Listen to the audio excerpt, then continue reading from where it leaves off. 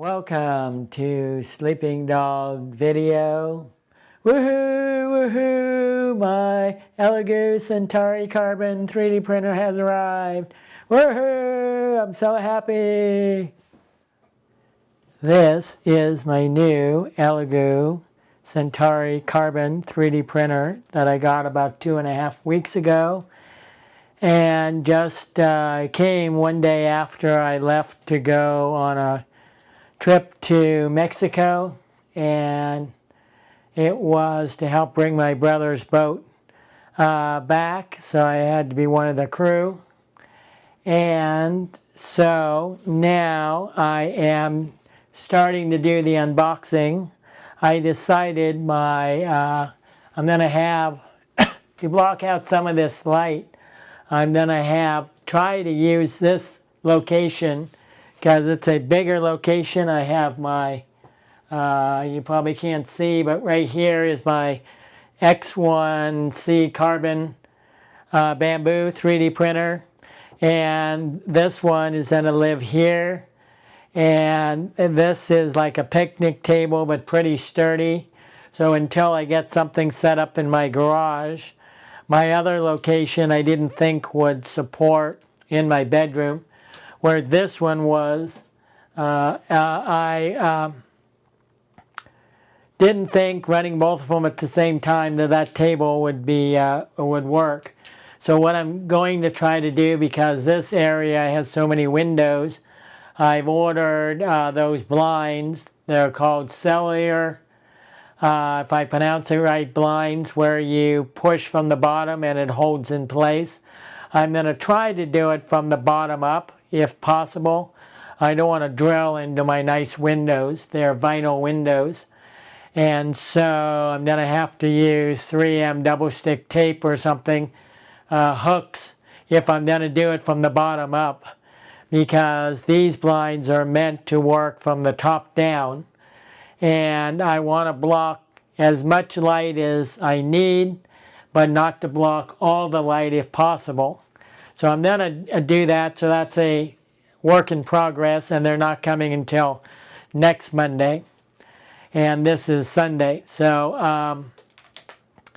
I am going to do the unboxing in here. I may take this, if it's not too heavy, into the other room and set it up in there and test it out.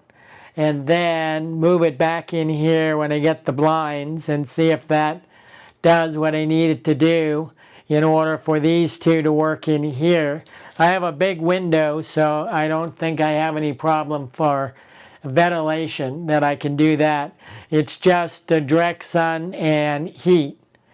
And the overall heat I don't think is a problem, but the direct sun might be a problem. And it's like partial direct sun throughout the day. So anyway, that's what I'm going to do. So then I'm going to, in the next segment, start a little bit on the unboxing. Okay, so the first thing, I don't know how fast or short I'm going to do on the unboxing. You've probably seen 100 of these if you really are into this printer. Because of the low cost and what we hear, and I say we because I haven't used this before, but I've also watched just about every single video known to man about this printer. And they say, and I know the drawbacks and I know the good points. One being the light in here is a drawback. The good points is the print speed and the print consistency. So I'm hoping that's the same in my experience. I know my X1C, the prints come out, I say near flawless, because for argument's sake, if anyone says, well, it's not flawless, not flawless. Yeah, so I'm going to say near flawless. But in some of my prints, I mean, they're as close to flawless as I ever hoped to get, because they are just incredibly good. Other prints are just my fault. Like I didn't dry my filament. I wanted to print something, so I thought maybe I would try a filament that I took out of the package without drying it enough. Things like that. But I want to get on to the unboxing. So this is the top panel. It's made of glass, so you don't want to break it. So I'm going to set it aside.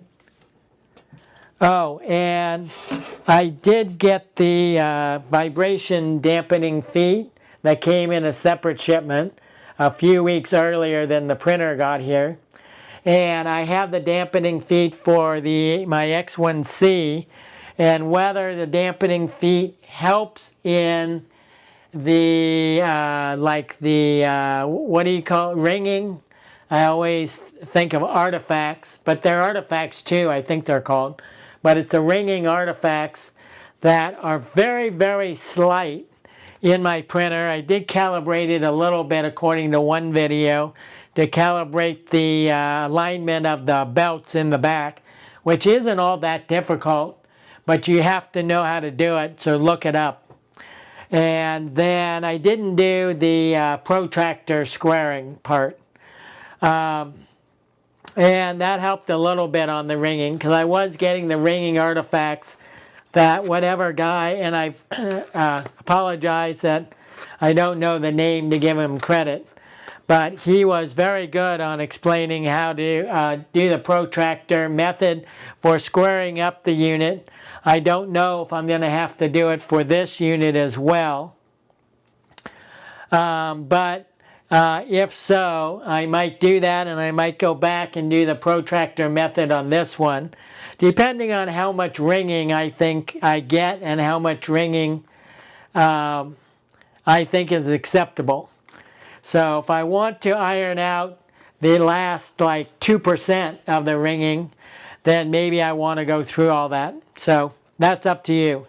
But so I have the feet. So what I wondered though on one print recently with my X1 Carbon is whether the feet, these are rubber, and yes, I found out, I think it takes out maybe 10%, 20% of the vibration in my table in the other room. I'm trying to point to my table down here. But I wondered, well, then it does vibrate the printer a lot. I know I went through the calibration to try to weed out the vibration. After you put the feet on, you're supposed to go through another calibration to recalibrate it. But then I wondered, well, is that going to take out the extra ringing, or if vibrating through the table is going to even out the ringing in the printer itself? And that was just an experiment. So, and that experiment is on, all I have to say about that, it's ongoing.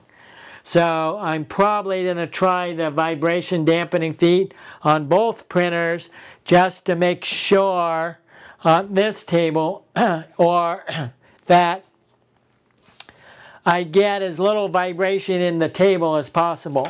I think this table is fairly sturdy when I move it around, but I don't think it's as sturdy as like a big, huge butcher block type heavy table. So well, that remains to be seen when this is running at like 300 to 600 millimeters per second, and this one's running at like 200 millimeters per second. I wonder how much vibration I'm going to get in this whole setup. I didn't realize just how much buying one more printer added to the complexity of where I'm setting it up and what tables I'm putting it on. Whether I put it on individual tables or whether I put it on one table, and how that's going to affect the prints. All I know is I'm going to try it. I'm going to try prints. I'm going to try this probably by itself. I'm going to try these together, and I'll let you guys know if it works or I have to find another solution. I don't have my garage set up yet with all the boxes from 30 years ago moving into this house, and a place to set up a table in it yet. I would have to do that if I really want a real workplace. So some of you that have done that already, if you want to chime in, give me and others ideas and thoughts that would be appreciated. But I think I've watched several videos on that and ventilation, because I have a system that I'm not going to go into now of ventilating out the window, that I bought a piece from Tap Plastics and then printed out a piece, and then with corrugated tubing and a piece on the internet, like printables. I'm going to tie it together, these two, and it'll help some of the fumes go out the window. Also, now I'm explaining it, but also if the window's allowed to be open, it should have a lot of draft, because the window is really big behind here, as you can see. So this part of the window here can be opened all the way. So that's a huge area that can exhaust fumes. Now I could have it through, if I put the piece that I got from Tap Plastics, the acrylic piece in there, it may not open the window to the full window width. It'll allow the tubes to go out through a hole in it and exhaust out the back. But whether that'll, whether that'll stop just having airflow in general, I'm not sure, and maybe that's where I would like maybe people to comment on whether I'm going to have a problem there. Because I have a door that you can't see kind of pointing this way that I could open and have another ventilation point. But these two windows over, I'm pointing at the back window, but these two windows over here, and I having the camera facing me, so when I'm pointing this way, it looks like I'm pointing at the opposite, the mirrored. But I know it's going to be reversed correctly for you guys. But this window over here is not a window you can open, so I don't have the side window to open. All I have is a side door to open, and it opens the opposite direction of where the printer is. So it opens this way instead of this way. If it opened this way, there would be a lot of airflow, and I could get all cross breeze going through here, which may or may not affect my prints. Now, one thing I wanted to say, and then I will get back to the unboxing, so hold on a minute, is that they say bamboo and everything to hold the door open because too much heat for PLA and PETG. In my area, and you have to take your area, and my thoughts are just general because my area is going to have different humidity, different heat levels than your area, especially if you have a garage setup. So what I wanted to say was that, so take that into account. So this is just general baseline. Any reviews you watch, use that as a general baseline. Try it, but then tweak it for your area. So you got to know enough about 3D printing to tweak it for your area. So if you do that, then everything will be much easier to get started in 3D printing. Also, the help of Chat, GPT, or Gemini, that I use Gemini, really helps. So now I don't know what I was talking about. Now the rest of the unboxing, let me pull this out. And I may, when I was picking it up, I was able to lift it and move it all the way in here from my kitchen area. But it may be a little heavy, so be mindful of that so you don't hurt your back or anything. I tweaked my back, but I don't think it was from the printer so much as just that my legs and everything from sitting on a boat, getting cramps in my calf muscles and stuff, that then affected my lower back. That's my theory in that too. as a tennis coach, and knowing different routines to do. I'm not an actual massage therapist in a license, but I am a licensed tennis coach. Now I'm going to probably put you on pause so I can, unless I can get the tape off. I may have to get scissors for the tape. I don't know what I did with my box cutter, so I'm using scissors. I got one off the company Temu.com, and that I like. It's a cheap one. It would cost like $5 or $5.50 US. So it just used basically X-Acto blades for it, but it flips open and closes, and it is plastic and metal, so that's kind of nice. So now I'm opening up, and I have other. I think this is going to be basically, I'm talking here, so it's going to take longer than it should, and always I go slow, so I'm never going to do it as fast as other reviewers. But I do think it's going to be a lot quicker to set up than my X1 Carbon, because it should be a very, very similar setup to that printer. And since I know how to set up that printer, whoa, what's this fancy thing? Let's see what's in here. I don't know what's in here. And this box, but I should have to undo a couple, 3 screws maybe for the bed of this printer. And then basically I think that's all you have to do besides getting all the packing out. And then plugging it in and putting the spool holder on.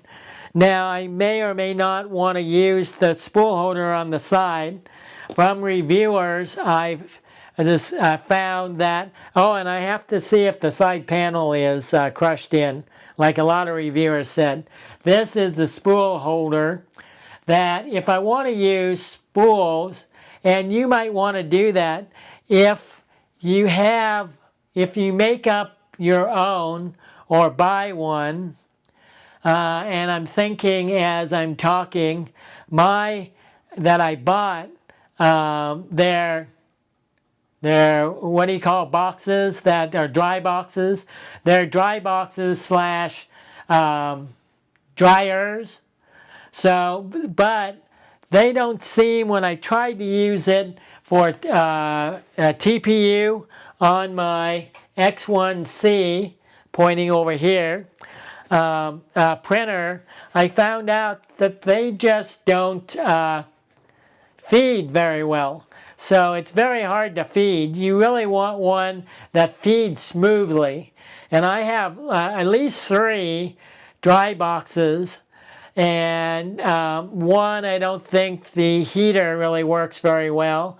2, and they're all, I don't remember the manufacturers, but they're all major manufacturer dry boxes. One is I think the E-box, and then one is a two dryer box unit.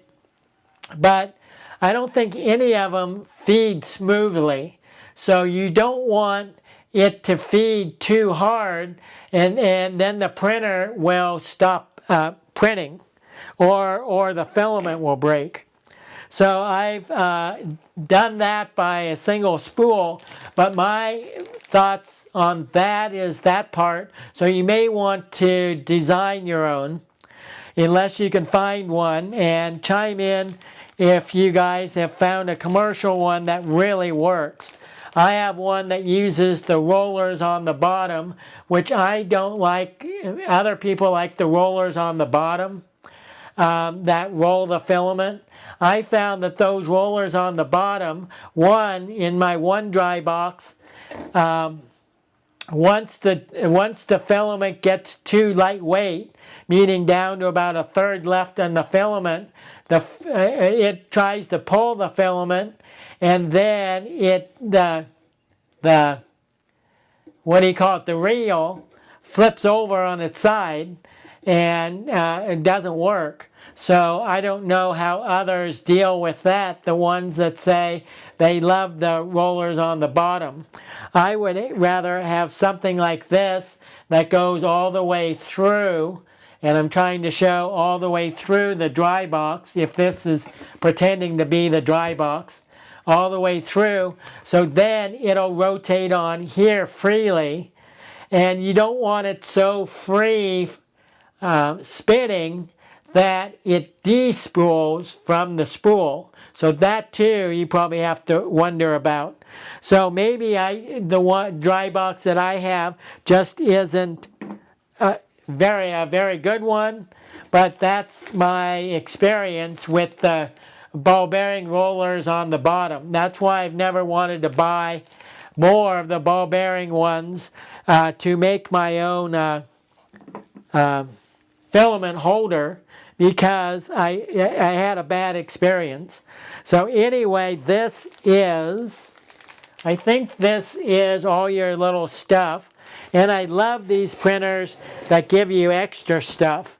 Like this one, X1C, gave like extra 2 of everything. Like 2 of the cutters, 2 of the whatever, 2 of the, you know, the tubing, 2 of the little grease, you know, 2 extra, and that's wonderful. That's quite a bit that I would have to figure out what to buy, you know, etc., that I don't have to do for a while. So that's appreciated as a review for the manufacturers that might be watching this review.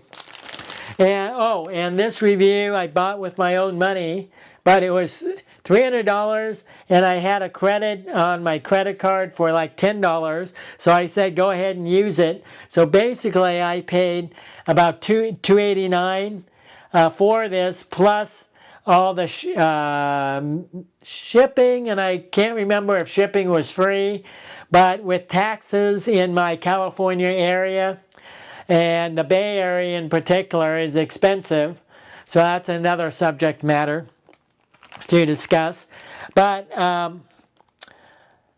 I paid only like $309 for it, something like that. Don't hold me to the exact cost. But nobody is paying me to review this. No one even knows I'm doing a review on this, except anyone now that is watching.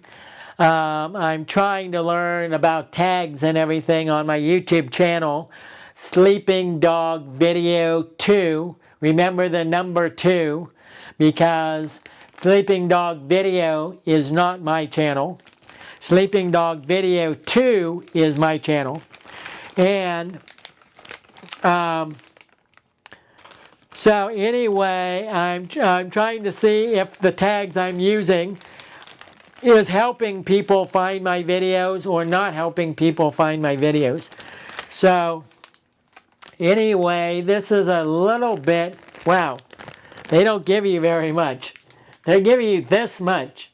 Now how can you test? It's nice that they give you filament. It's not so nice that they give you so little filament. You don't have much to like test it out. How do I know with this amount if I'm gonna like it or not? So normally I I might use it, but I only have this. If they gave me a full roll, some give you like a third of a roll. If they give you a whole roll of filament, that would be enough to actually test it out, to buy more filament. I did buy the Elegoo 10 rolls of the Elegoo filament, because I found out that the Sunlu high speed or non-high speed, and I've been using the non-high speed, and the Elegoo, which I have yet to try, were in the range of 10 to $11.50 a roll, which is really cheap for PETG filament especially. And if you can find any other manufacturer, and I've searched the internet, and please post down below in the comments that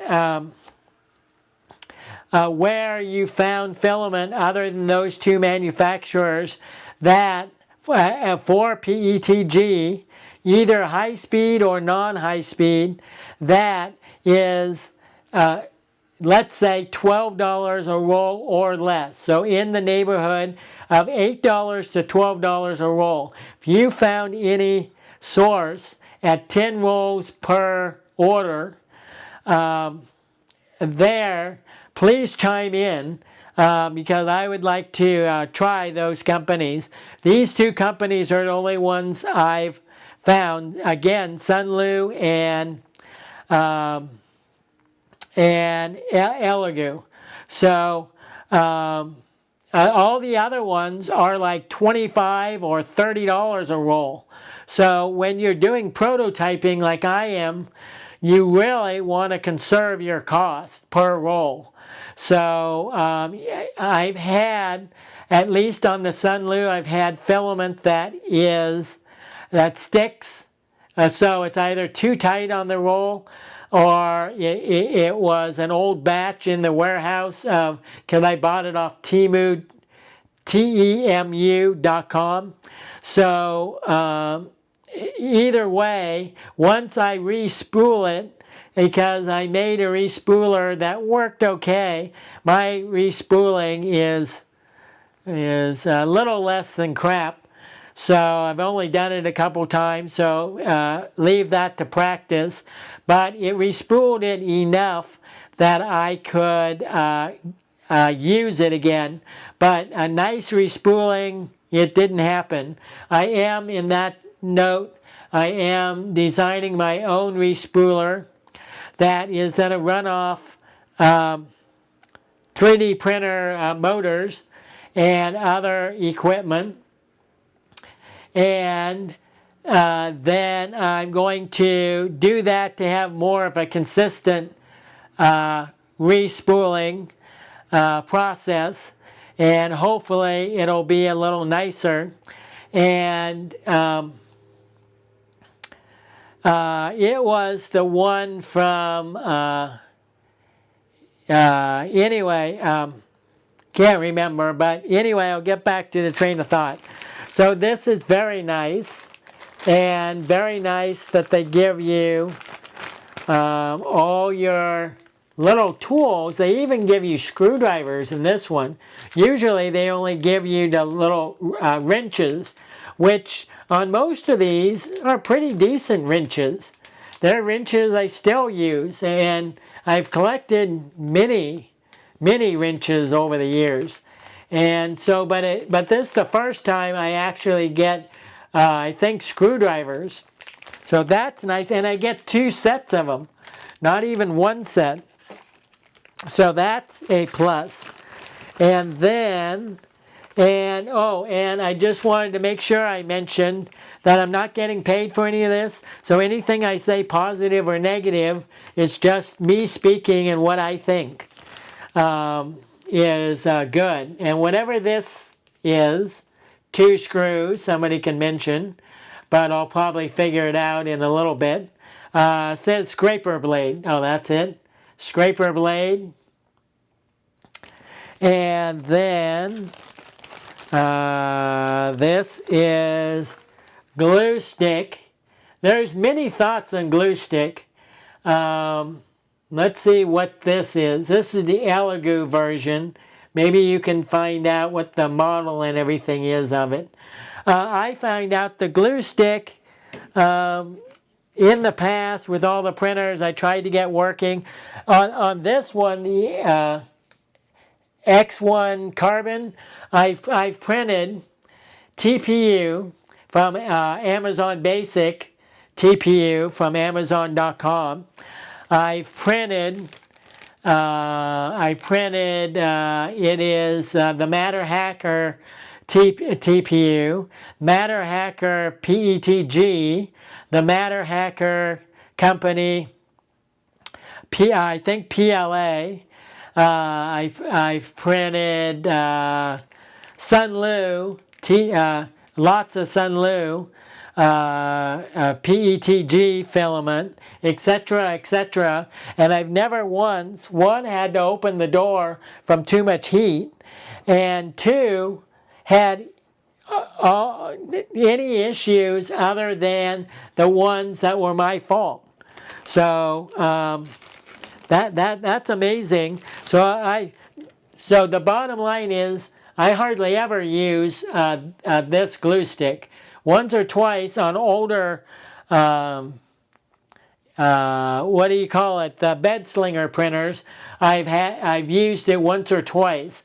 But mainly, if your bed is completely, again I'll say completely level, I've never had any issues.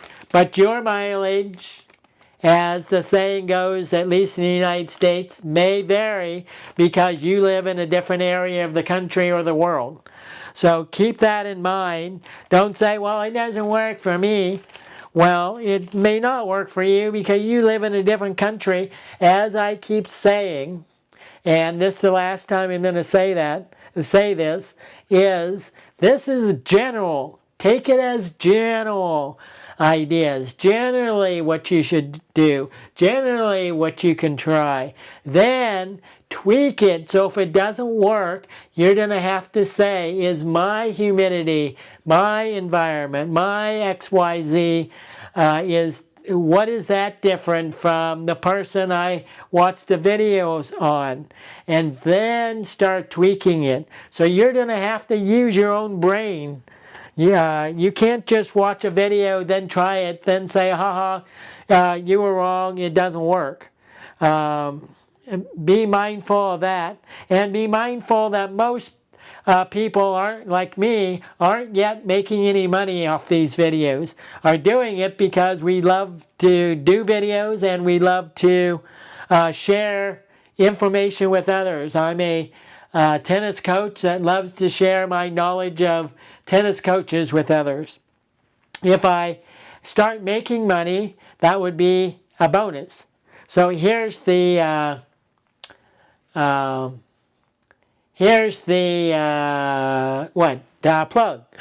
Plug, that's what you call it. Plug. Now this is, oh, what's this? Wow. What's this? I don't know if you can even see it. I can't see it. But, oh, there you go. That's kind of the plug. I'll try to angle it. I realize the lighting might not be perfect because there's so much light from the windows. It's adjusting the camera light. So this is the screen. And so I haven't even gotten to, you probably say, well, move along. So I will move along. In here, which you can't see, is a box that I have to cut the cable tie. So I'm going to have to go over here for a second and get my cutters. And everyone has their own cutters, which are their favorite pair. And I agree with anybody on YouTube, Adam Savage, and anyone that says everyone has their own favorite pair. This is my favorite pair, just from my local called Ace or True Value hardware store. They might have been one and the same, or two different companies that merged together in my San Francisco area. So these I really love. The ones that come with 3D printers, I don't really love as well. So everyone has their favorite pair. So I use these for everything. So now,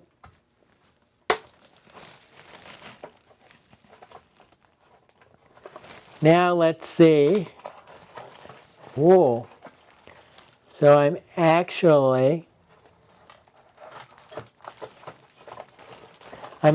going slow, but in general, it shouldn't take me that long. If I was doing it and I was timed on it, I probably could set it up like 10 times as fast.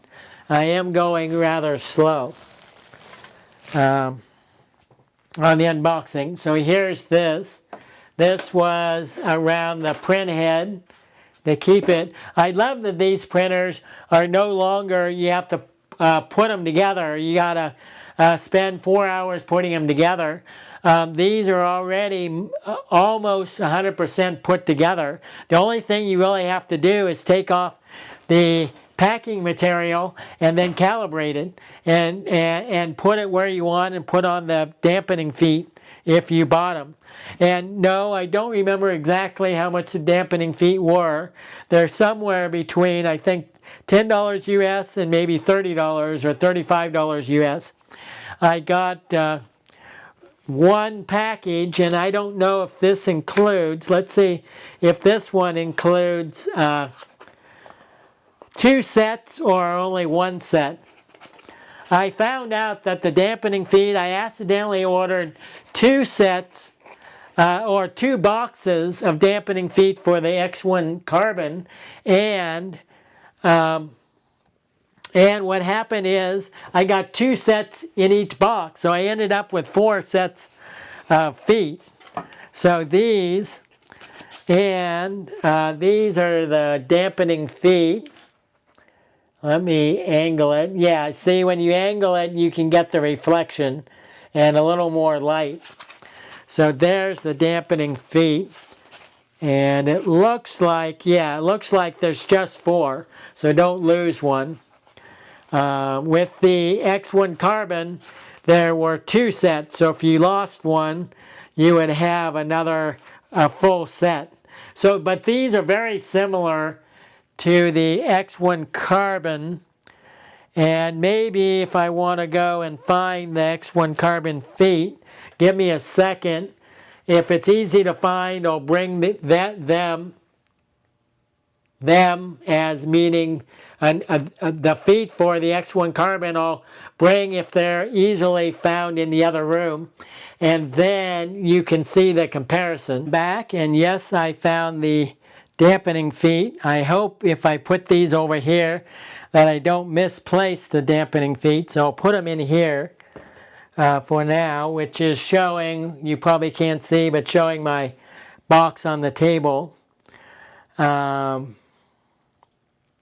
Okay, so this is the feet for the little insert.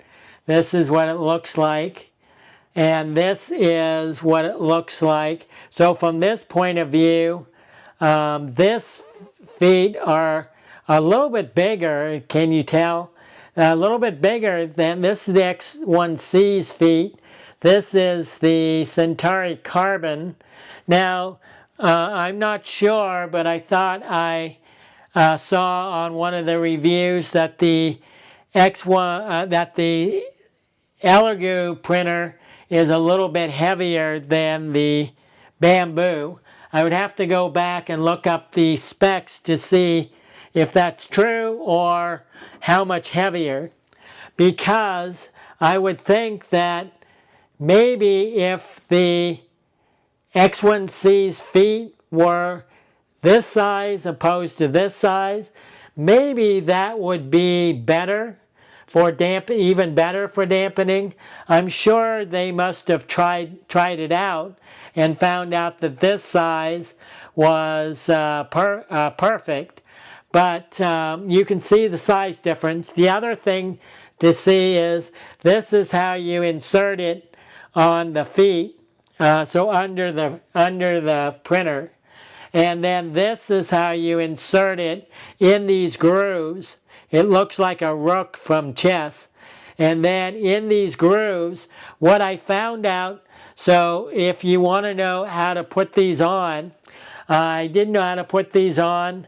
And for the X1C, you've got to, let's pretend this is the printer, and this is the little hole. It's recessed on the bottom of the regular feet. You've got to rotate this and squeeze it until it goes in the grooves of here. So these grooves right here, have to go in. They'll pressure fit into the grooves on the printer.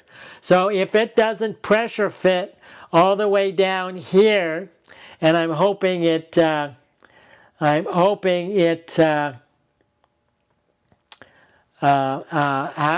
you do this, I'm hoping it focuses, and then you're not adjusting it. So you're adjusting it, and then when you push, you got to push fairly sturdily, if that's a word, but sturdy, like push kind of hard to get it to go in. So if you don't feel a real push insert feel to it, then keep fooling with it and lining it up, because it should recess all the way down to about here for the feet. So that's how you install the X1C feet. And I assume it's something similar to this feet. So now I'm going to put these over here, or put this back in here. And put this back in here. Put it back in here. So the feet are in here. And then I'll put these back in the box.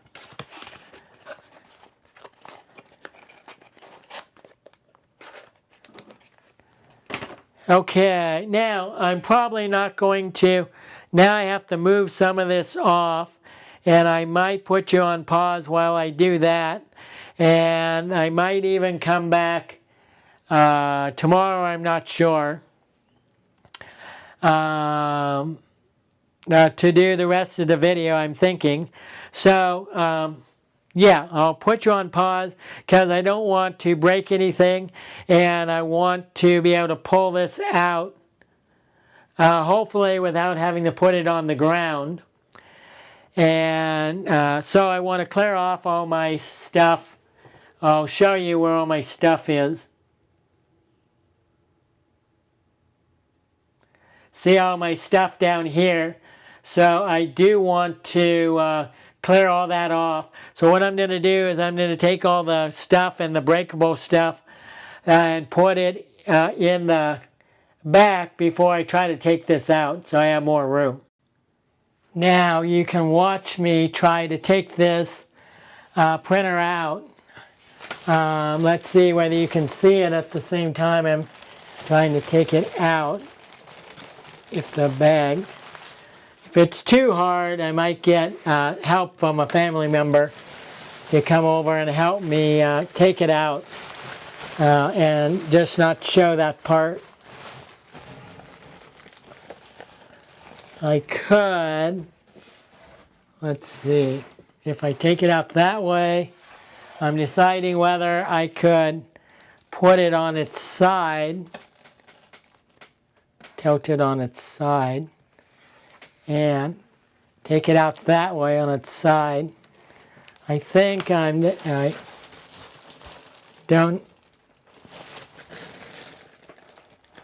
don't want to hurt the printer. That's why it takes me a long time to get this out.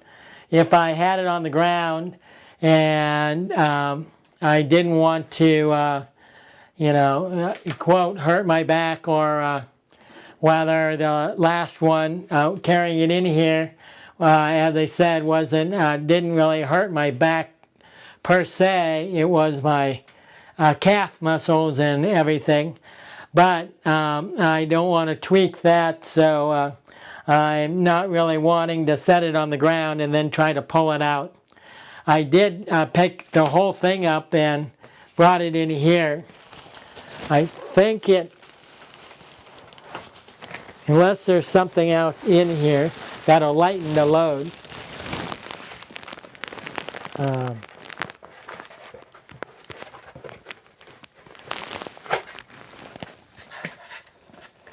Here's some more foam that I don't think lighten the load very much.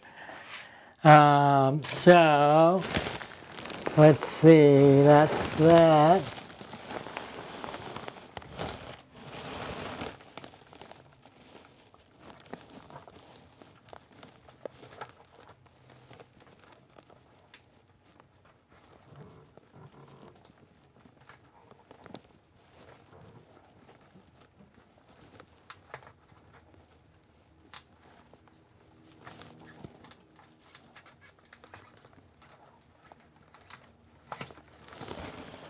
Okay, that's a little more foam.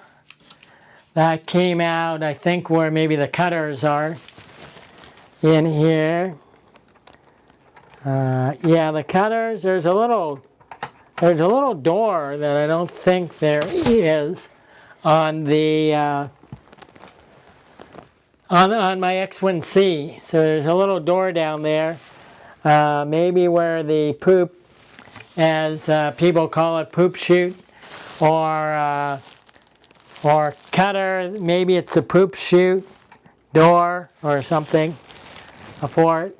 Okay, then I have to figure out then where the cutter is. Well, one of the cutters is built in kind of to the print head assembly.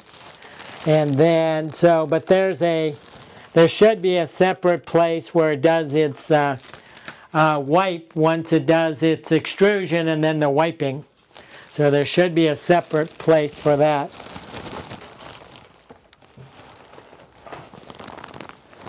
Yeah, so it's a little heavy, so I think I'm going to wait. It'll be a second for you guys, but I will come back and take it out of its box, and possibly in the other room. I will take it out of its box. It does seem that it is quite a bit heavier than my X1C. When I was lifting my X1C to bring it in here, it was like, man, this is tons lighter than I thought it was. So we'll see with this one. So I will see you soon. I am going to show the printer this way, if it works. I brought it back into my back bedroom so I can set it up here until my blinds come, and then I will probably try putting it in the other room, and so I can get both printers working. I thought I would print with this one for about a week before to test it out. So do most of my printing on here. So I'm taking off the front. You just take off the plastic stuff. This is the front cover. Let's see how this comes off. And so this just peels off. It's pretty easy. It's easier to peel that off than it was for my X1 Carbon. Because the X1 Carbon, the bag was sealed around the door. And so that made it a little bit harder to get the bag off. But this, it just peels off. So, and then I have this piece here, and this also probably just peels off like this. And there's a little static to it, probably to help it up here to the, I don't know what kind of film they use, excuse me. So I'm thinking that like here and here and in the back, you have 3 to release this. And then other than plugging it in and turning it on, I'm not sure. And putting on the screen. So here is the screen. And as I showed, that's the back of the screen. It goes, I think, down here from the videos. I really liked my X1C to have the screen up here. It's just at eye level. And also, if you bump it or want to move it around, you don't have to worry about making sure you don't damage the screen. So I did like that feature a little bit better on the X1C. But that's just a minor thing. That's not anything too major. We'll see. So I'm going to take this off. They put tape over here. Yeah, and make sure there's a little pouch, plastic pouch here, so don't pull too hard when you pull this off. And then, so I'm pulling this off. This holds it in. And let me see. So this is the part right here, if I can show.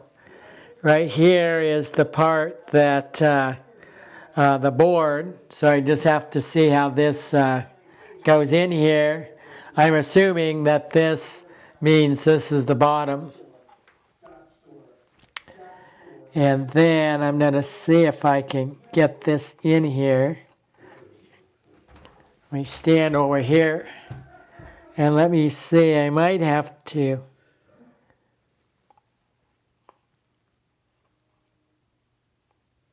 It would be nice. They made this integrated. It would have been nice if this maybe removed or something. Because to get in here and to be able to see, it doesn't seem like that's as easy as you would think.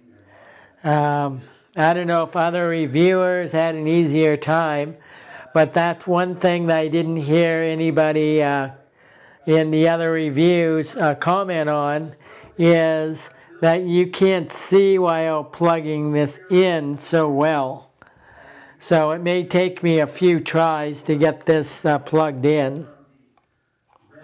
Because when I do this to plug it in, I don't want to pull the cable out too far and break it off. So if I plug it in like this, I'm not really going to be able to see what I'm doing here. Let me put this down a little bit.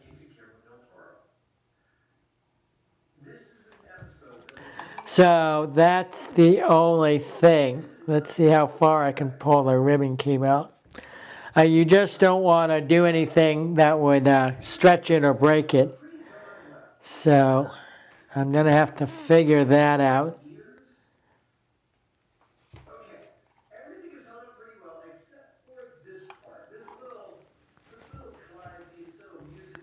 I might even put you on pause unless you want to actually. I don't know how many people actually want to watch me try to put this on if it takes me 10 minutes. Otherwise, once I get this on, I think it's pretty much take out the screws and pretty much it looks like ready to go. I have to find out where, compared to my other printer, where the cleaning, how it cleans the nozzle off. So I may go back and look at a video or something so I know if there's anything I need to add other than just turning it on and powering it up, connect to Wi-Fi, and do its calibration. So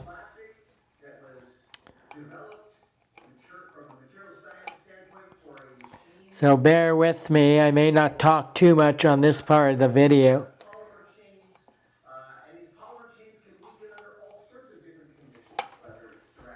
And if I block the video a little bit,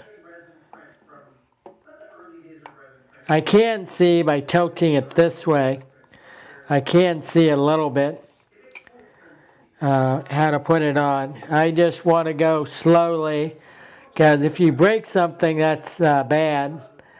So rather go slow and steady than fast. So other people may go fast on this part.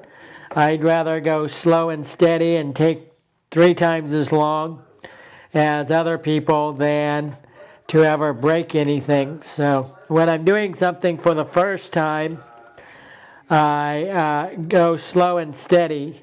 And then the second or third time, I already know what's going on. So then I don't have to be as steady. I may also get out my trusty lamp here. That is, I got these at our Costco wholesale place. and big box store, I guess you call it, or warehouse store, not big box store, but warehouse store. So I'm gonna put these. I always, when they go down to about 50% power on batteries, then I always like bright light. So then I always replace the batteries. So let's see if this will go in. It's supposed to go in right here. There's a connector right in here. I don't know if you can see. There's a connector right in there. That's where I have to plug it in.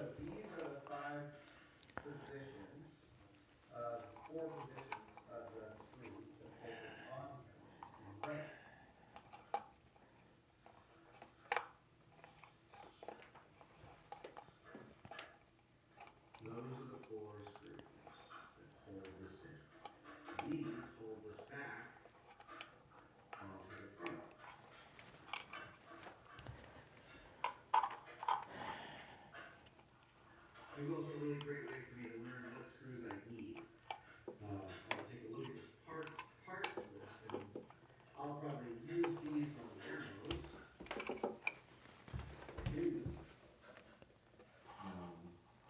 I'm also going to do this on my own, so I need 2 sets of it. And there is the platform. 1, 2, 3. Okay, I pulled it out a tiny bit more, so that may help me.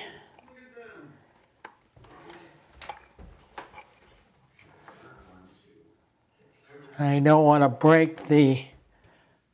I don't know if this door is plexiglass or glass, but I don't want to damage it.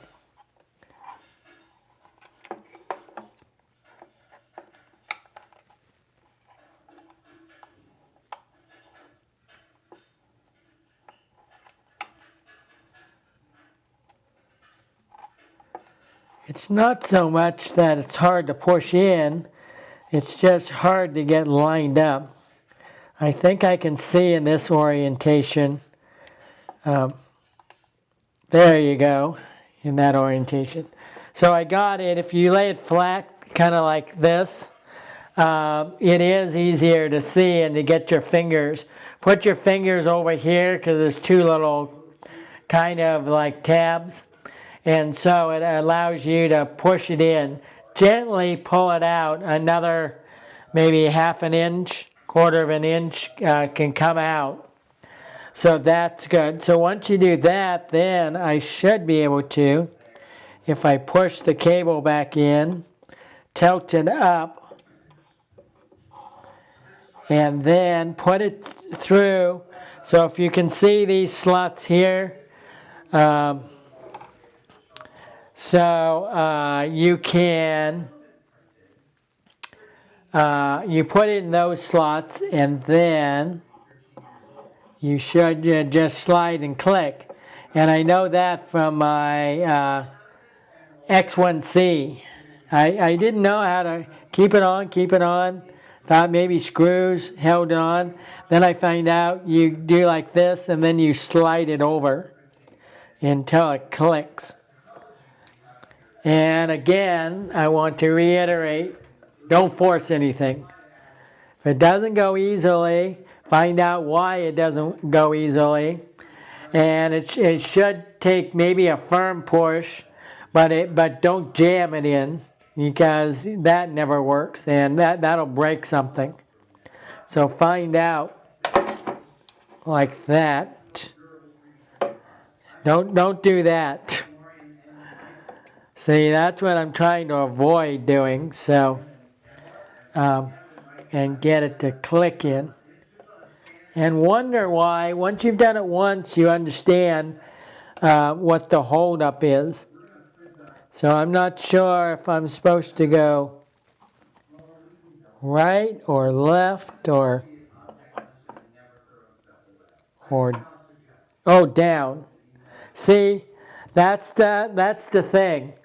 On my X1C, you pushed it this way at the top, to get it to slide in. This one, you push in and then slide down. So I was trying to slide it this way or this way, and it wasn't working. But when I slide down, now it's locked in. So you have to know those little things, which some people don't tell you. Now I can take the film off, and then I have to go back and see where my little toolbox is, because I think these screwdrivers right here are the ones to take the little screws out, because the red arrows show where the screws are. And I know all that because I've set up the X1C. So some of this is similar to the X1C, and some is a little bit different because it's a different manufacturer. But right here, I'm going to put this in. And actually, maybe this isn't for it. So, but I have the other Allen wrench I'm going to try. See if the Allen wrench.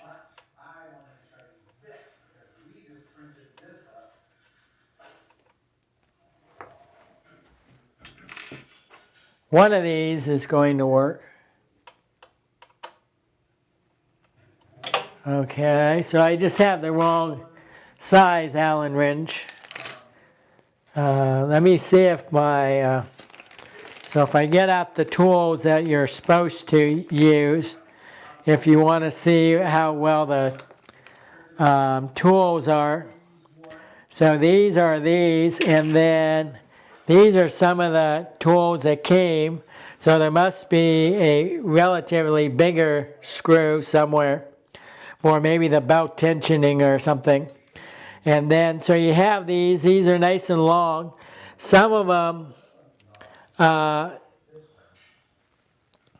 let's see if I can focus.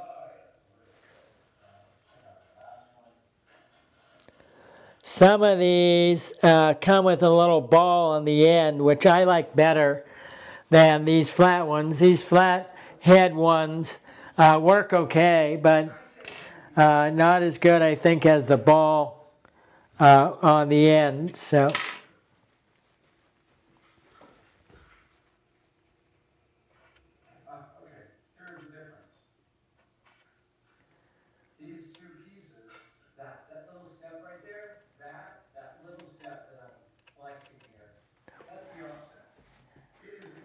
That one wasn't it. Let's try then another one.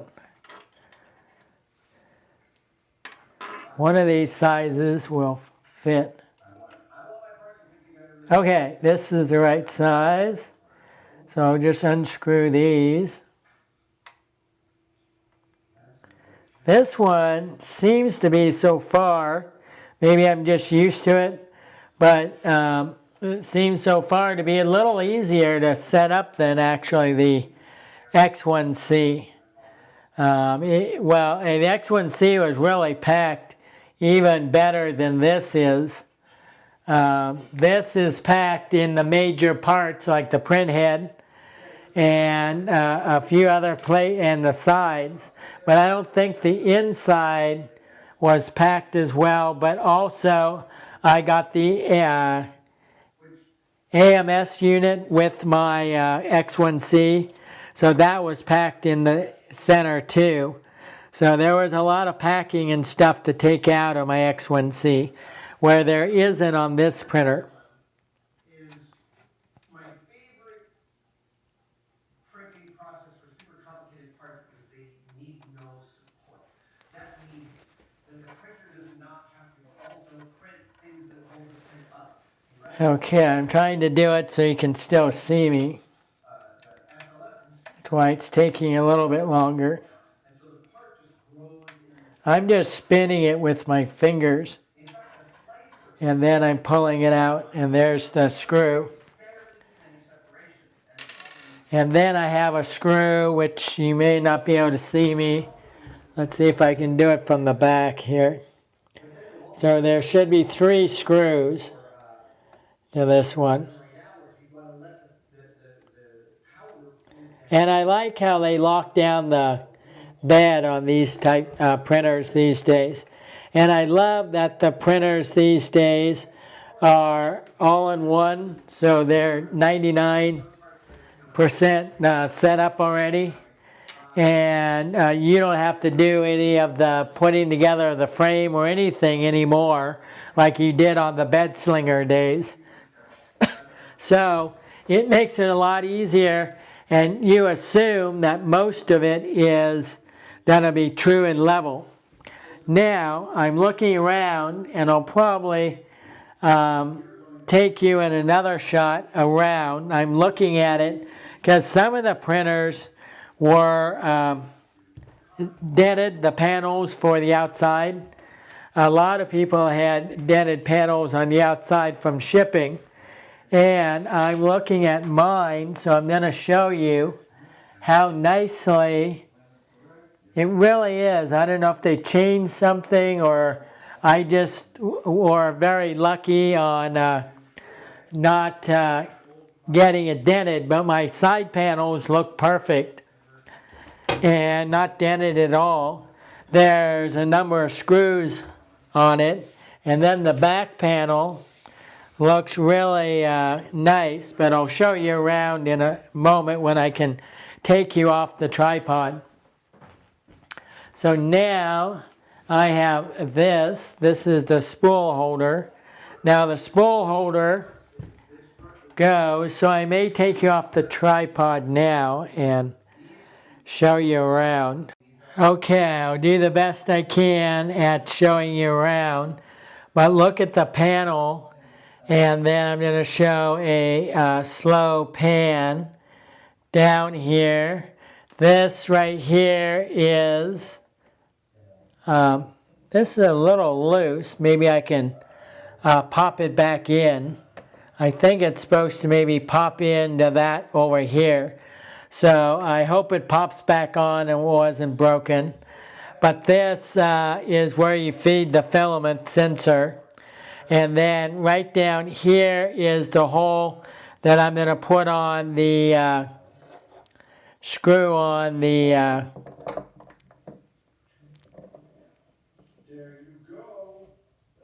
okay, it doesn't screw on. It just, well, it kind of screws slash clips into position. It doesn't have the normal threads on it to really screw in. And then I'm going to look down here and make sure my iPhone is set up. So I'm doing you a really close-up because I'm near the wall. So that's that. I'm going to show you around the back. Let's see if I can hold it and show you around the back and show you how nicely it looks. And I'm assuming that the panels are aluminum. And then, and I'm not looking at the screen, so bear with me if it's not completely perfect. But I just wanted to show what the back looks like and see how there's no warping, no denting, or anything like on other printers, reviewers. So this is the front, and the door's closed, so that's the front. That's where the front panel is. And then over here, you can see that this is nice. I think there's some like glare on my screen that is going to make it not as dark and nice the video. But you can see, and then, so that's pretty much the printer. I'll show you the top.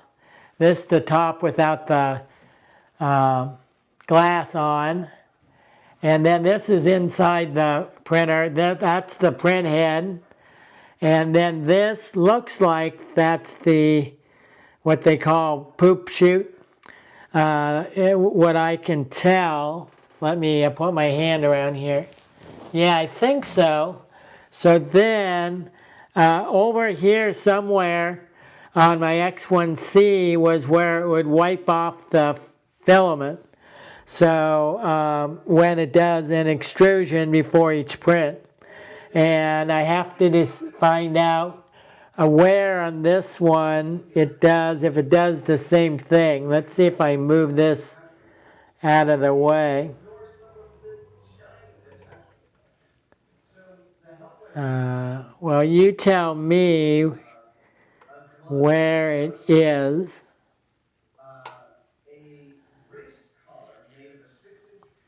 And also, maybe also, I have my headlamp on. That's what you're seeing too, is the light from my headlamp. And then when I tilt down, because I'm looking down at the screen of my iPhone. So this looks good, and that's the base, if I can focus. Base down there. And that's just shadow lines. So, and then I can open the door for you. And this is the door. It only goes this far. So I wish maybe it tilted a little bit further in, but it'll do. I believe maybe my X1C, the door opened a little bit wider, but that's a nitpicking thing. And then down here, now it really shows the bed. And the bed on my camera probably looks longer, elongated, because I have the wide angle lens. So I'm going to get you back on a more realistic lens. Okay, now this looks more like what the bed size looks like. So it's more of a squarish bed. To me, it really looks small compared to my X1C. I know it's supposed to be the exact same size bed, so I'll have to do some measurements and everything. And a lot of this could be size of the frame enclosure compared to the bed. And also maybe an optical illusion I'll have to look into. And maybe I just remember it as being a little bit larger looking than this is. But this should be exactly the same size printer. It might even allow you, I can't remember from the reviews, on whether it allows you to use more of the full bed size than my X1C does. My X1C, I get 249 by 249 by 249, about 262 if I want to do something on the diagonal. But it's really 249 cubed is the actual build volume for the whole thing. So this one, if I can get what is it, 250 or something, 256 by 256 by 256, that would be, it doesn't sound like a lot, but that 7 millimeters of volume is considerable amount, especially if you're going on the diagonal and you're going up to like 272 or 275 on the diagonal. That's actually quite large. So I'll see what the actual volume I can get out of this, because that would be actual considerable amount bigger for the same size printer. This printer is a fair amount heavier printer also. And the X1C I know uses carbon fiber rods, which some like them, some think that they might either wear out or the vibration in them. This one, I believe, if you look back there, is like stainless steel or aluminum rods. So for it. And that's about it right now until I want to see whether plugging it in and turning it on is the next step. I am back, and so we are going to, I'm going to see, I probably should have put the feet on before I put the screen on. So you see, that's why if the screen was up here, I would have no problem putting the, and when I mean feet, I mean these that I showed off before, the dampening feet. So now I'm going to have to, when I tilt it, make sure I don't break the screen. See, that's why having the screen down here, I don't think it is good as having the screen up here, although I don't know if that would interfere with how Bamboo made the screen and then opening the door. Maybe that's why they put it on the bottom.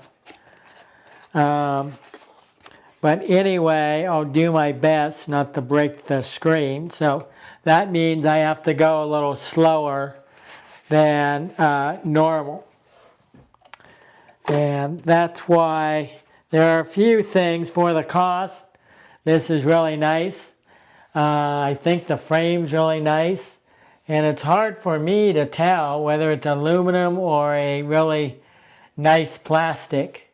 So that's kind of hard to tell these days, because plastic these days can be really nice and even have a that kind of coldish touch to it, like aluminum, because when you put your hand around it, you feel that kind of cold. It soaks in either the heat or the cold into the metal.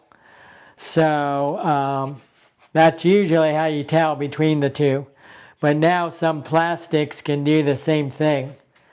So we're getting pretty close to indistinguishable. So I'm going to put my trusty light back on. And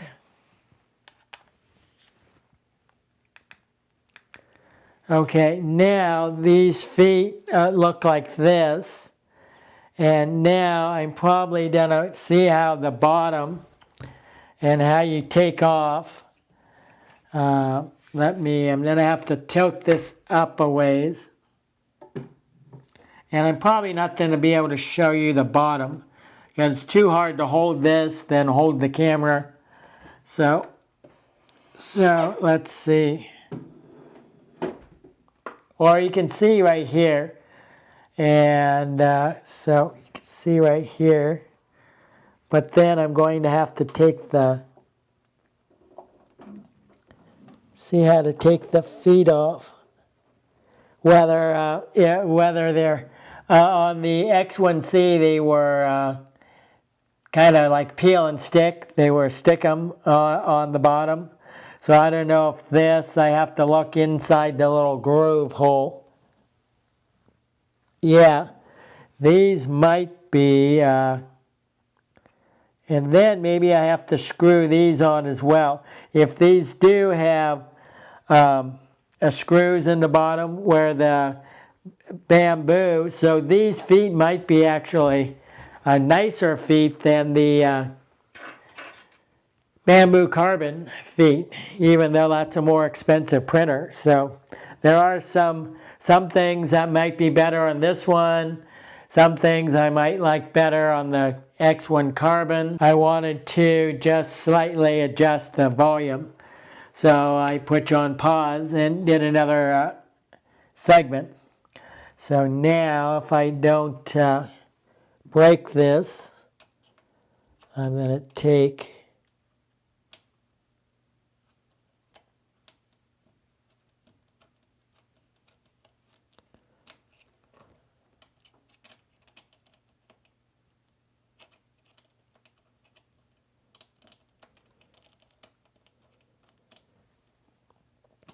now I'm thinking that this, oh, I have the wrong screw. I didn't realize why there's two. And I don't know what like all these are for, because normally everything is just put in with Allen screws. So I don't know why they then put some that have like a flathead, why you need a flathead, and some why you need this regular Phillips head and everything. So when they could have just used a standard, you know, 1 or 2 different sizes instead of having like all these multiple sizes. So yeah, this is a Phillips head to get these off, but they could have used a Allen screw. So don't know why they did that. Only maybe you guys know. Unless they ended up getting a better price on screws. Okay, see how now this came out. Now I'm assuming I'm going to have to use this screw. And you see how big these feet. I don't know if the vibration dampening feet are going to be much better, because these are really beefy. The feet on the, and it's very hard, either plastic or very hard rubber, I guess rubber.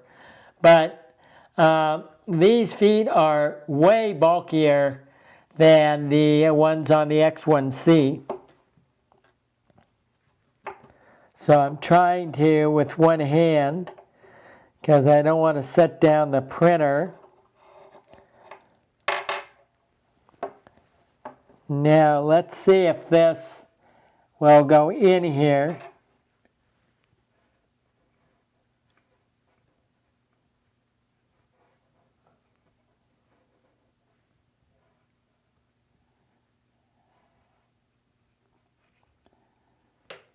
Yeah, so we'll see how these go on.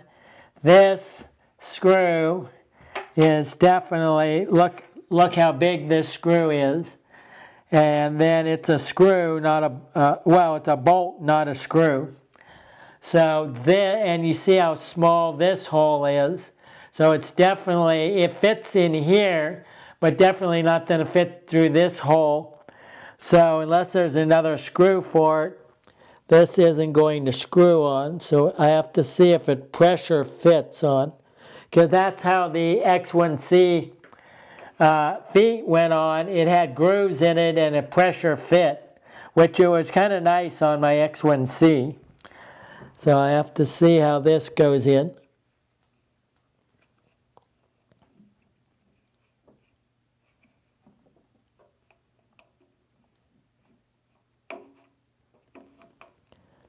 Also, I might want to look up and ask either Gemini or look on a YouTube video how you put these feet on, because it doesn't seem like I took the feet off of the X1 Carbon and then I put these into the grooves, and instead of twisting I pushed until I felt the rubber insert deeply into the printer, and then I knew the feet were on. And it took me a little while to understand that I needed to push firmly, softly but firmly, the feet so to recess all the way on. This seems like one. It's not going to be much longer than these other feet here, but it's also, and this has metal inside, like a metal screw inside, as you can see. And then, so I have to see whether this is supposed to fit over the top of these feet, and I'm not supposed to take the feet off. I'm thinking maybe that's how I do it, is I don't take the feet, actually the feet off.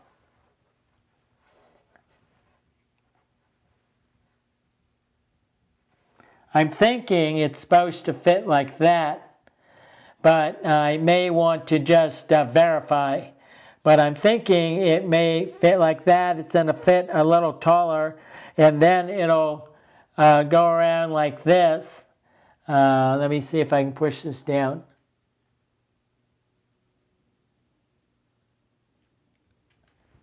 It's gonna rub around here like that, and then vibration dampen. Now, as I said, when it does that, I don't know how much vibration it's actually taking out of the printer. It's taking vibration, definitely 20% maybe, vibration from my X1 Carbon printer out of like a table. So if you have more than one printer, but I don't know that whether this is really helping the ringing on your prints from the vibration. That's supposed to be taken out through the software when you calibrate it. So now what I have to do, now if I do it that way, I have to put this, screw this feet, or you would call it a foot, back on my printer and not take it off.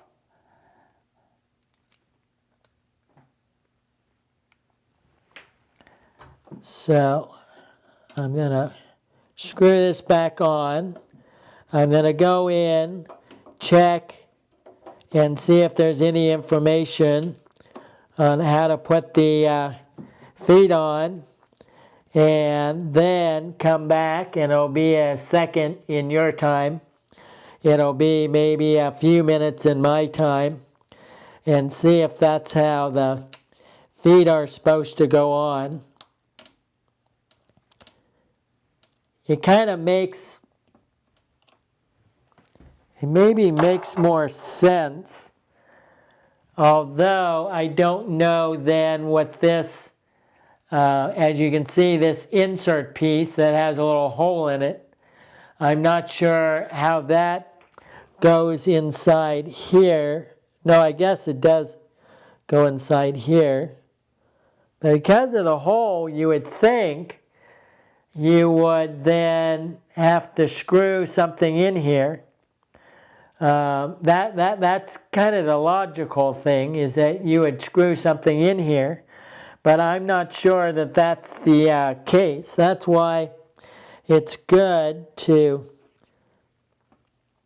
like if I do this, it's pretty sturdy, but I don't know why they put the hole then. Maybe they were thinking, well, maybe if in the future they wanted to do it that way, and maybe they printed these feet first or something. I don't know what the manufacturer was thinking of if you don't screw something in here. And then, so you would do it kind of like that. Let's put this down. Now, it's wobbly because I don't have the other feet on. But as you can see down here, let me get you down a little more. Okay, so down here, so this is how the feet goes on, and then it's going to be a tiny bit also taller when it goes on, if that's the way you're supposed to do it. Let me generally put the other feet on, which are over here. So let me put these feet on, and then see how the balance is. Go in and check, because I want to check and make sure I have the feet on correctly. And hopefully, as I said, Gemini or YouTube video will tell me how to do it. So this is 1, 2. I have to see where my fourth foot went.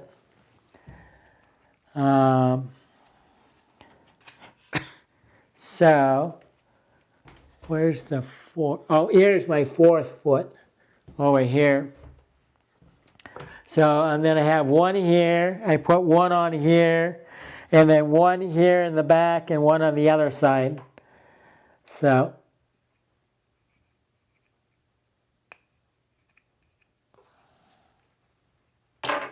trying to get out just a little bit of the packing out.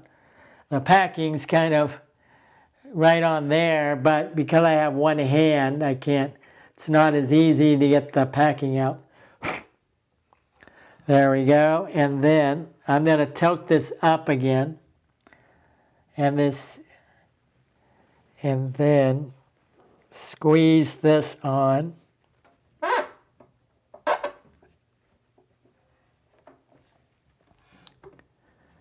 Okay, so I got those on that side.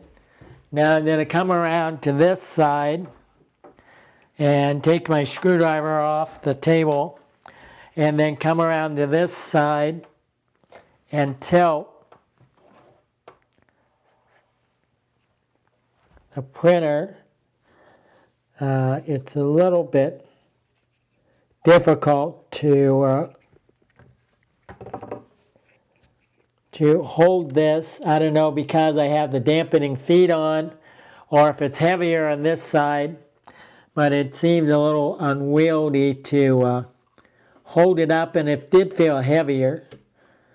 So I'm going to try that. And then one more I have, and I apologize that you can't see what I'm doing, because I could have put my camera over here on this side of the printer, I suppose, but I forgot to do that. I didn't think about it, doing that. So I think I have that. So it should be like this. And then now you can see, let me put you back up. You can see now the printer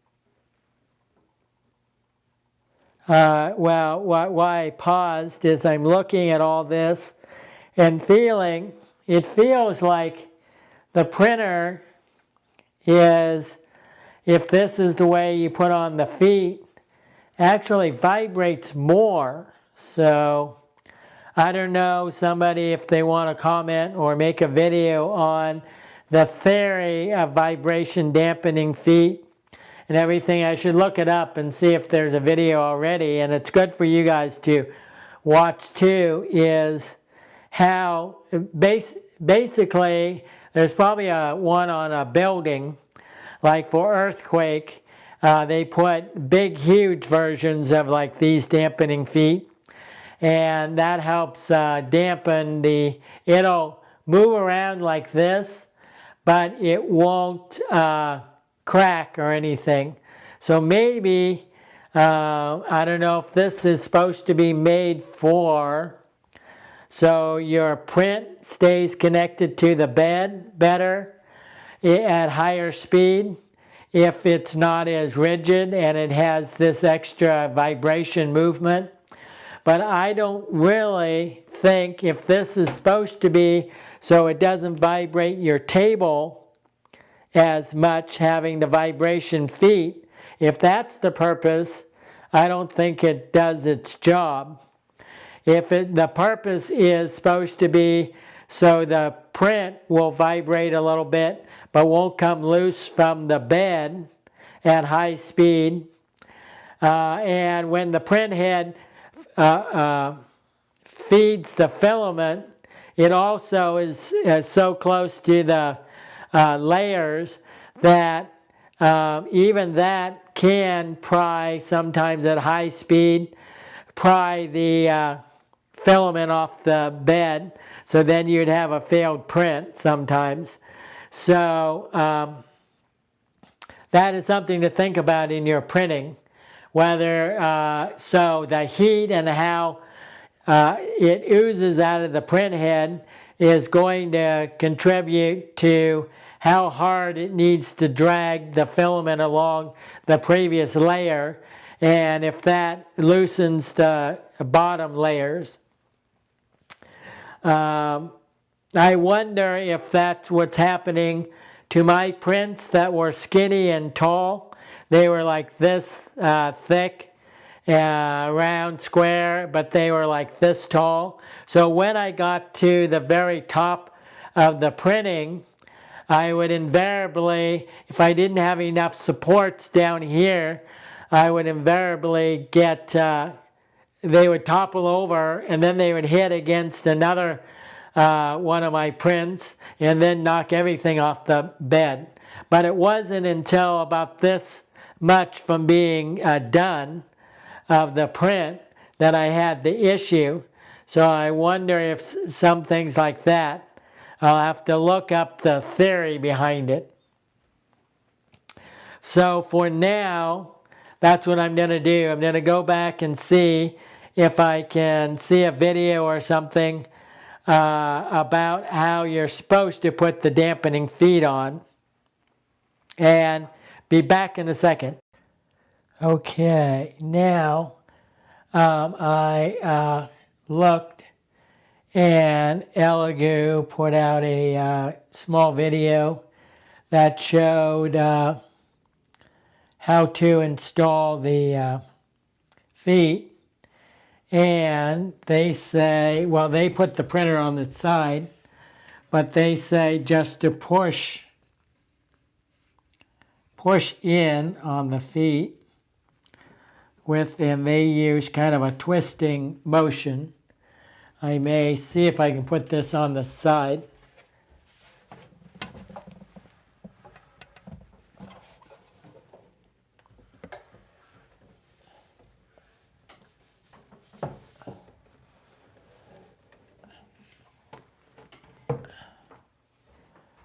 And then I'm going to push these. I think you can still see one of the feet at least. And then let me move my camera over here. I move my camera around a little bit. So the feet are like this. And I'm assuming I just go like this with a little bit of twist. It doesn't feel like they push down. I guess I have it pretty close. I like to push and push it on. So I'm going to redo all these feet just to make sure. Like this feels pretty sturdy, so I'm going to leave it on. When I try to get it off, if it doesn't come off really easily, then I'm going to assume I have it on correctly. And just give it another press. So I have it on.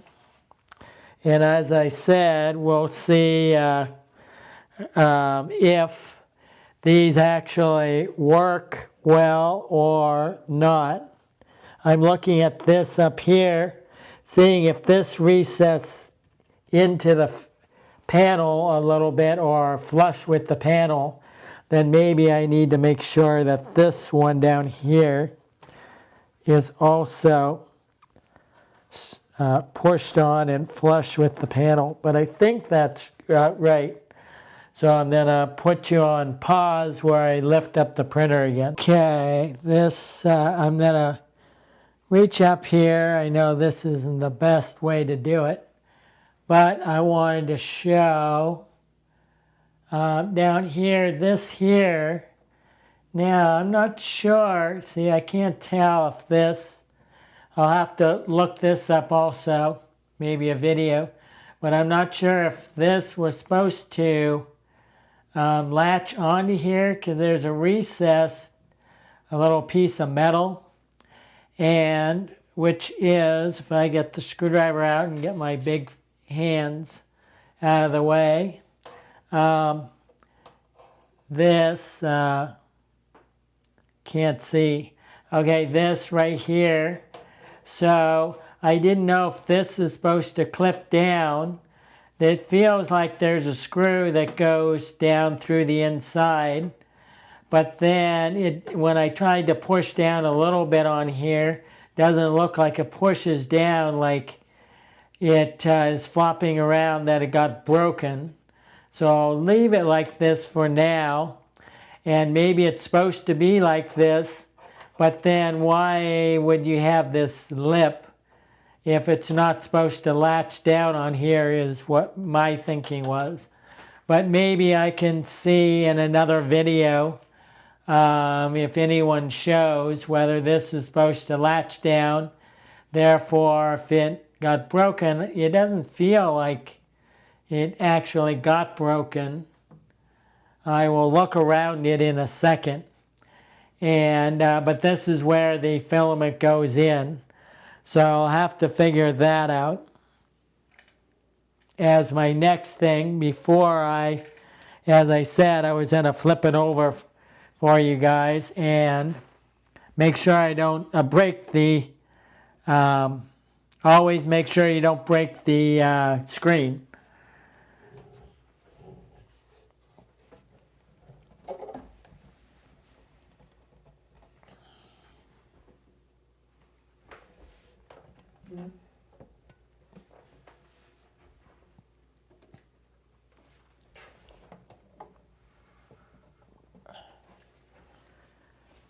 And of course, I have this, if you wondered about it, is my quote table on top of my table to make my Mac table. And yes, it's a special Mac table made after the, in relation, not in relation, but, but for the Macintosh. So whatever the term is. But this is called the Mac table. Anybody that knows, it's a classic 1980s table called the Mac table or the Macintosh table, that these flip up and down. But but that's here nor there. In order to make it flat for the printer, I had my brother a while ago print up this board that has feet that I can adjust up and down underneath here, and then I have furniture pads so it doesn't slide around on the table. And then it makes this platform, which is very important to make sure whatever table, whatever platform you have your printer sitting on, completely level to start. Then when everything else sits on it, you know that at least this is level. Then you go to level your printer, then you go to print, and you're going to have better success on not having to use like glue stick.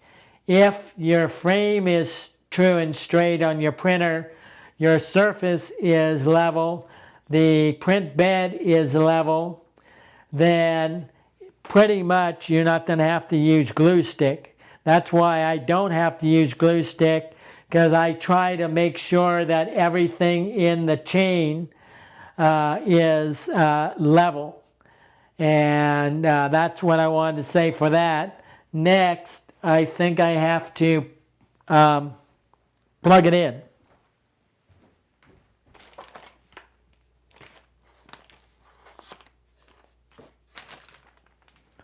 These, as I showed before, are all the little bits and bobs and parts. Okay, trying not to cough on camera. And then, so I'm taking this off. This is the standard power cord of just about any 3D printer or device these days. And this end, I'm just going to plug it in the back. And then I will leave you watching the front. And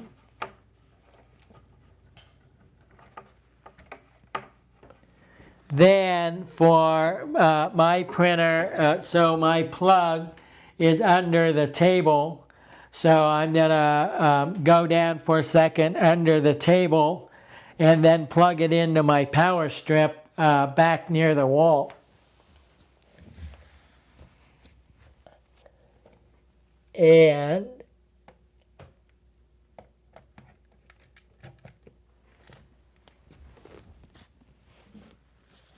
I'm going to look, because I said earlier, okay, now you see the Elegoo screen coming on. The switch must have been still on. I didn't. Let's see if it pops up after a second or two. Also, I want to see if it's in the front. It might be in the front unless this is the camera right here. I'm still trying to find out where the place, this is one of the motors in the back, place where the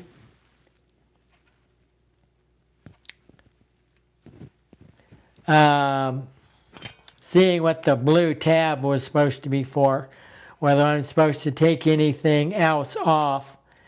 And this is a really, really kind of rough surface for the prints. I think even more than my X1C's build plate. Let's see the build plate. So the build plate looks like this. And it's hard to see because I have a window right here, so the reflection from the window. But it's a build plate. This side is a smoother build plate. Usually it's for PLA, and this is supposed to be more for, I use it on my carbon for PLA, but it can also be used for PETG and some other filaments. So I like this, even though I would like a smooth surface on the bottom of my final prints, but I really want things to stick. So I'm going to try this side just to get things to stick and for all my prototyping. So I'm going to do that. Let's see if this comes off. Yeah, this will come off. This is just all the telling you what to do and everything, I think. And then if I want to take this off, now I have to kind of peel it off because I didn't do it correctly with the little tab. The little tab should get it to come off, but not always. So let's do that.